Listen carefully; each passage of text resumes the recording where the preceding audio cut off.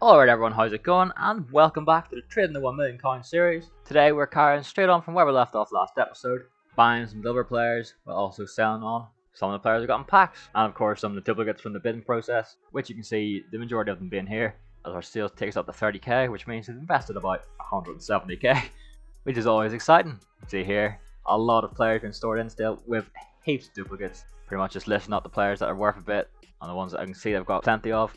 Just because I want to get on there, storing as many players in my club as I can and getting little packs as soon as I possibly can. You can do that whatever way you like. You can choose to sell on duplicates as soon as you get them, or you can choose to stock up on them. Either way works perfectly. It just depends which way you like best. But yeah, a few more duplicates selling on here, bring us back to 40k, and we'll probably see a lot of different parts of the series where it's just sales and sales and sales, just carrying on. Because obviously I don't want to skip out in sales where we're bringing, even if it's just 2 or 3k at a time. I want you to be able to see exactly what I'm getting coins from, but the majority of it is heaps of silver cards, and in time will be heaps of players from packs, which is very nice.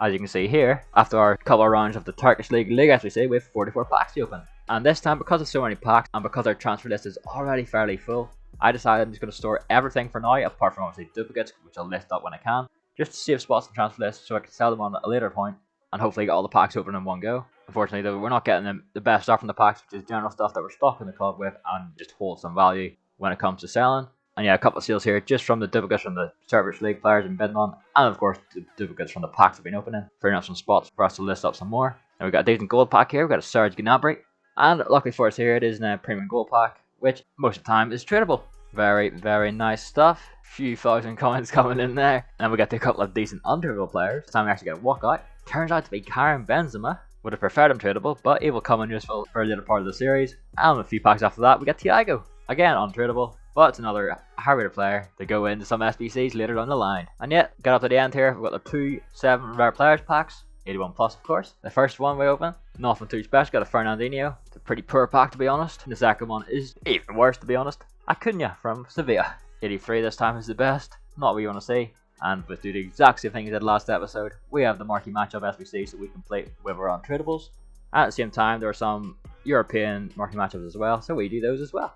Brings in some nice packs. I did have to buy one player for this team here. 83 rated keeper, Martin Dubravka, 1.6k. Nothing to worry about there at all, considering the amount of players are trading in for free. I'm okay with spending a K or two. Unfortunately, I did lose the finish of the packs, but the only really good thing we got from it was a Lautaro Martinez, who you can see selling on there for a couple of K.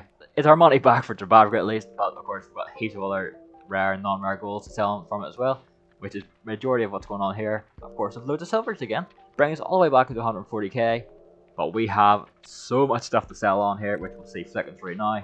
Some more good stuff there, bring us up to 220k. Then even more, bring us to 270k, which was then at a point where I had enough coins where it was comfortable with trying out the next trading method of the series, the one that made me millions of coins last FIFA, and that is the Tech Avion trading method. Of course, I honestly don't know the origins of this method.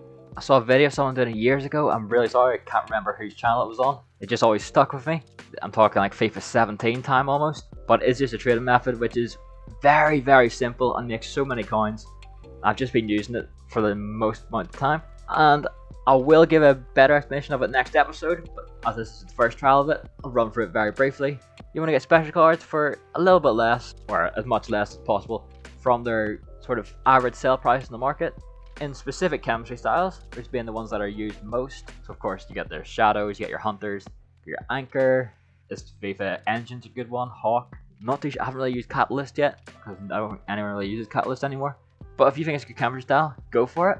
One sort of little method did actually get altered a little bit as it took out fitness, which obviously is a very good thing. Nobody likes the fitness cards. Applying fitness to your players and all the thing was a bit of a mess. As part of that was to apply full fitness and full contracts, but we can still do the contracts part. So what I'll do is put the players in my squad, add the full contracts to them, and I'll be honest, I don't even know if this is a necessary part anymore. It's just part of my habit.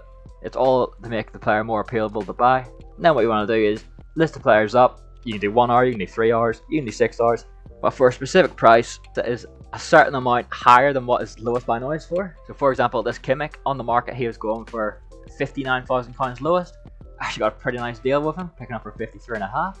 But being in the 50s, close to the 60s, I added 9,000 coins on top of that and brought it up to 68. I'll put a little graphic on screen here so you can basically see what I'm doing with the prices. Obviously it's not the best explanation yet, but next episode we'll get more in depth with it so you can see the exact process I use. But that's pretty much what I'll follow there, the sort of guide for prices, and just add that to the lowest buy now price and just list them up. It seems bizarre, but it really does work. See there for the other examples I show, Lautaro Martinez I got for 41.5k.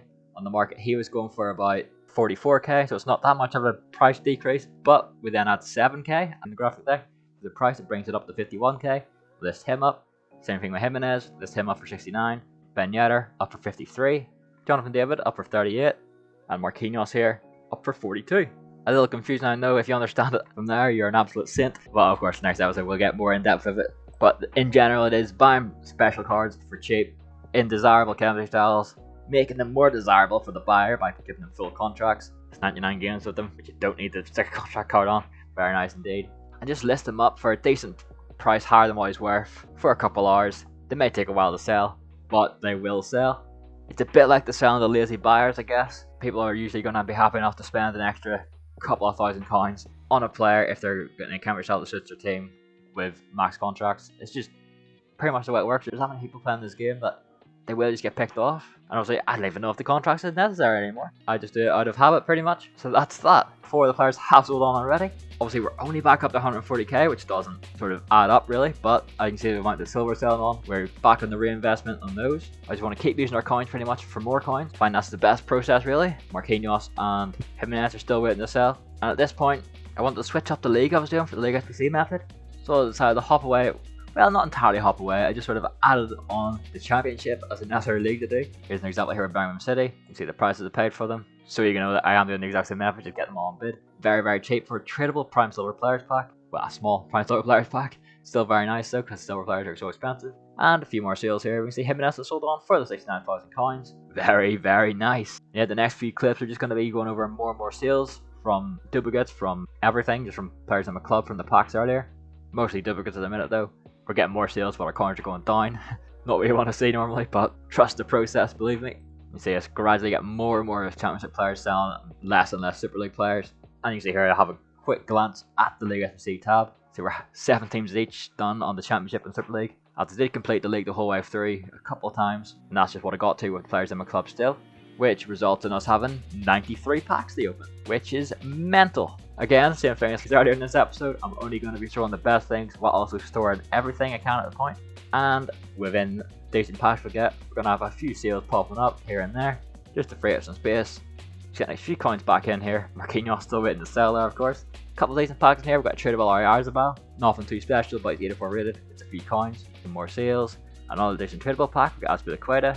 Another up to decent untradable pack. We open it and we get a team of the season. And it is Caner Erkin from Fenerbahce. Obviously, I stated in this episode a bit, but obviously, like I mentioned last episode, don't worry at all. These methods work so well, regardless of what time of FIFA it is. Or else I get Inform that pack, but in this next pack I'm showing, we've got another Inform, and Inform Walkout this time. It's Inform Rakitic. We have a cheeky little Keylor Navas in there too. Another decent untradeable. But we're up to the last few packs here, which is the 4 League SBC completion packs, which are the 7 81 plus packs. Open up the first one, we get a Walkout. A very nice Walkout too, it is Toni Kroos with a Lukaku in there. Very, very nice. Next pack, nothing too special. 2 informs in there, Bercalo and Elizondo. Next pack we open up, we get another Walkout. It's another Toni Kroos, which unfortunately, as we've got another untradeable and nothing really to trade into yet, I just quick sell. What can I say? I got lazy. Obviously, you can recover him or whatever at some point. We will if I have to, but I'm not too fussed. It's an untradeable. Our main focus here is coins, and to end off the episode, we have some more marquee matchups to do with our untradables once again. Easy as can be. And the packs, of course, we craft and open. Just some more tradable players that are very nice to have in the club. We get a Danny Parejo, which is obviously very, very nice indeed at this point. But, unfortunately, nothing else to be too excited about. But yeah, that's where we're going to end off this episode. Obviously, between this episode and next episode, we'll be listing a lot of players. And, sorry, next episode, we will see how many coins we reel in. As well as, of course, the full run through of the Tech Avion trading method. If you even want to call it that. It's just a trading method I've been using forever now. Which, believe me, it makes you absolutely millions of coins once you get in the full swing of things. But yeah, that's it for me today. If you enjoyed the video, it would be so massively appreciated if you drop a like on it. And if you're new around here, feel free to subscribe. Next episode, of course, will be out very soon. And yeah, thank you all once again for watching, and I will see you next time.